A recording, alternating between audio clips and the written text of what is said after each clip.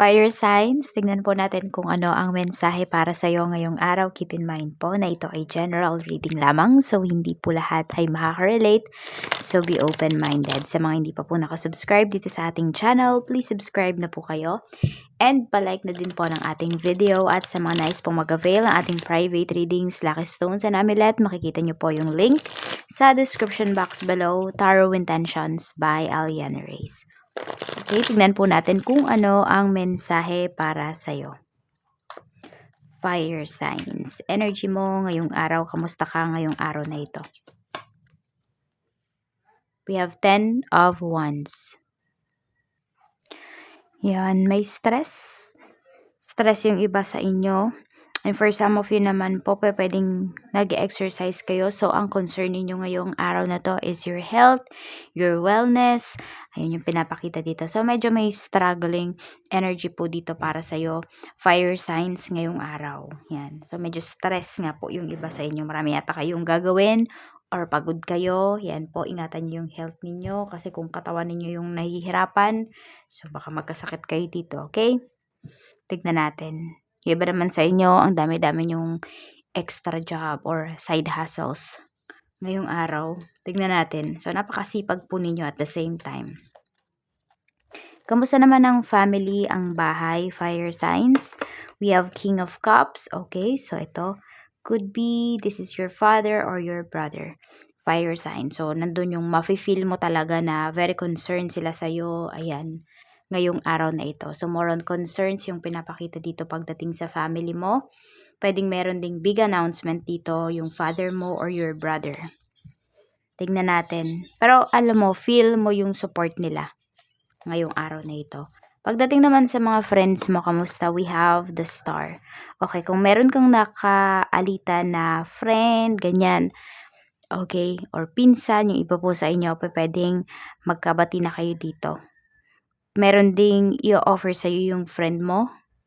More on dried something yung nakikita ko dito. So, pwedeng ano ba yan? Mga, kunwari, tuyo, mga pusit, yung mga ganun.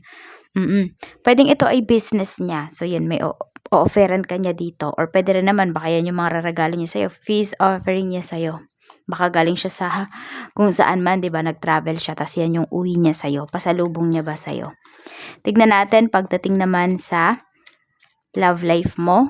Okay, we have 7 of Swords. Pagdating sa love life, nakikita ko dito, fire signs is, hindi ko alam kung kayo yung minamanipula or kayo ba yung nagmamanipula sa person mo. Meron kasi siyang mga hindi sinasabi sa'yo. So, hindi siya nagiging honest sa'yo totally. Okay, pag may tinatanong ka sa kanya, it's either tumatahimik muna yung person mo, pinag-iisipan ba niya kung ano yung mga sinasabi niya. Sa mga, ano naman po, sa mga single, tignan natin.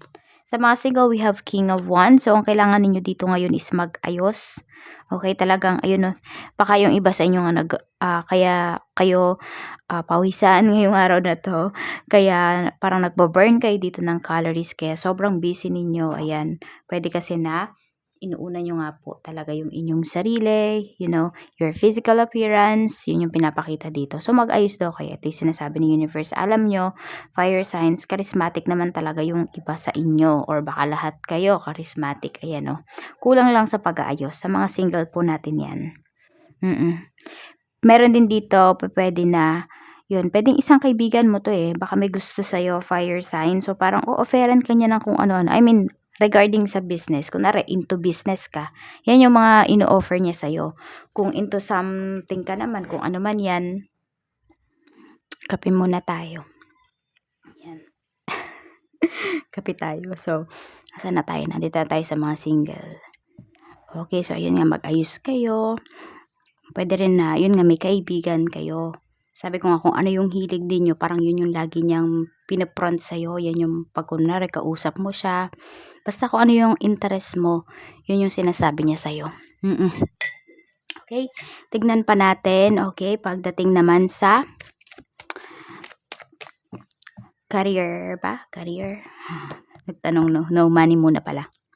We have judgment. Okay, so pwedeng may mga decisions kayo dito pagdating sa pera. Ayan po, pwedeng meron ba kayong binibiling properties or meron ba kayong bibilhin, kunwari gadget, damit, ganyan.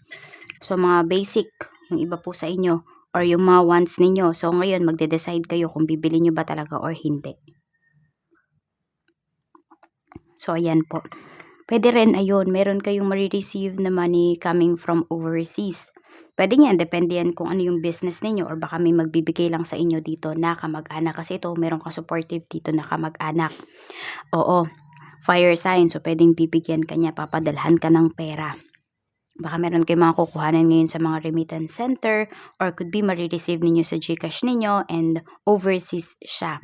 Tignan natin pagdating naman sa iyong career. Sa career mo naman, kailangan lang talaga ay sikap. Some of you, kung meron naman kayong peace of mind dyan sa career ninyo, huwag kayong umalis, magstay kayo kasi nakikita ko dito na mas mag-grow pa yung career nyo.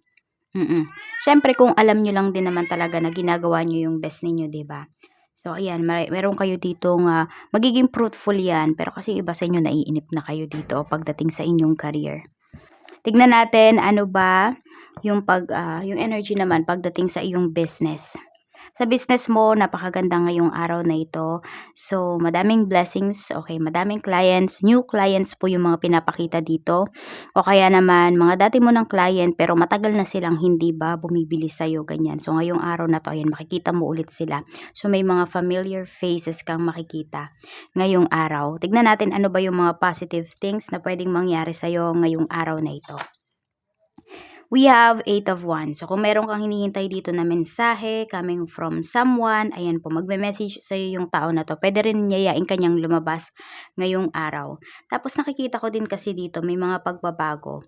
Okay, pwedeng sa pananamit mo, fire sign, some of you, sa pananalita po ninyo, sa ugali. So, pwedeng meron kayong ini-improve pagdating sa inyong sarili. And nakikita ninyo na, yes, you are improving, fire signs. Hindi lang ngayong araw yan. I mean, ngayon mo lang napapansin na nagbabago na pala. May improvement naman pala na nangyayari dun sa mga changes na ginagawa mo. Or sa mga changes na in-embrace mo. You know, naa-adapt mo na pala talaga siya. Tapos meron nga dito communication. Ayan, meron din ako mga nakikitang deliveries dito. Ayan po. So, kung meron nga kayong business, ayan, tapos kayo ay nagdi-deliver. So, pwede po na yan po.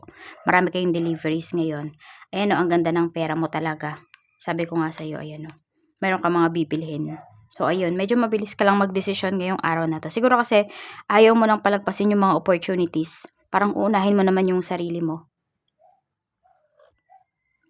Kasi before, nakikita ko dito, fire signs, every time na magkakaroon ka ng pera, parang iba yung inuuna mo. Ibang tao yung inuuna mo. But this time, sarili mo na lang. Or sarili mo naman pala. Negativities, tignan natin. Sa negativities, ayan, pera yung dumarating dito. Pwedeng may delays naman sa pera ninyo. Okay? Ayun, 7 of Wands. May nagmamatigas dito. Hindi pala, delay nga, nade-delay. Kasi pwedeng may delay magbayad sa inyo dito kung kayo ay nagpapautang. Meron din naman dito parang ayaw nang magbayad. So, negative siya kasi syempre pinaghirapan nyo yung pera na yon, nagtiwala kayo dun sa tao. Tapos, yun, lolokohin lang kayo. Saan ka dapat mag-focus ngayong araw na ito? Saan ka dapat mag-focus? Sa sarili mo talaga. Sa family mo. I-nurture mo yung sarili mo. Diba? Alagaan mo yung sarili mo. Yun yung sinasabi sa'yo dito. Fire signs ngayong araw. Tignan natin kung ano ba yung mga blessings na pwede mong ma-receive today. Ano po yung blessings na pwedeng ma-receive, spirit guide ni fire signs ngayong araw na ito? The blessings is, ayan, peace after battle. So, kung ano man tong mga, sabihin natin, mga chaos sa life mo nitong mga nakakaraan, pero dahil hinarap mo siya, binigyan mo siya ng solusyon, ayan, magkakaroon ka na talaga dito ng peace of mind. So, di ba, makakatulog ka na at least, natapos na, at least napag-usapan na. Ayan o, a blessing of two waters. Nakikita ko naman dito na kalmado ka rin ngayong araw na ito. Mas kalmado ka na talaga. So, yung iba sa inyo, kung di kayo mga nakakatulog nitong mga nakakaraang araw, tonight, ayan, nakakatulog na kayo. Ayan, more on idlip ngayon nakikita ko sa inyo dito. So, we have a blessing of the earth. Maganda talaga yung finances mo ngayon. Tapos, nakikita ko rin dito, may mga offers talaga sa'yo. Kung ikaw ay nag-a-apply ng trabaho, pwedeng matanggap ka na. Ayan o, a blessing on growing older. So, pwedeng, kung kayo yung lola na, ayan, may mga apo, may mga anak kayo na magbibigay sa inyo ng pera. For some of you naman, pwedeng kayo yung mag-share ng blessings po ninyo.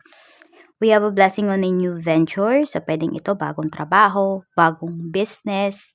Basta meron kayong sisimulan dito. Puwede rin naman ang target ninyo or ang target ninyo is bahay. So, yan, magkakaroon na kayo ng bahay. Kung love life yung target ninyo, puwedeng magkaroon na kayo ng love life dito.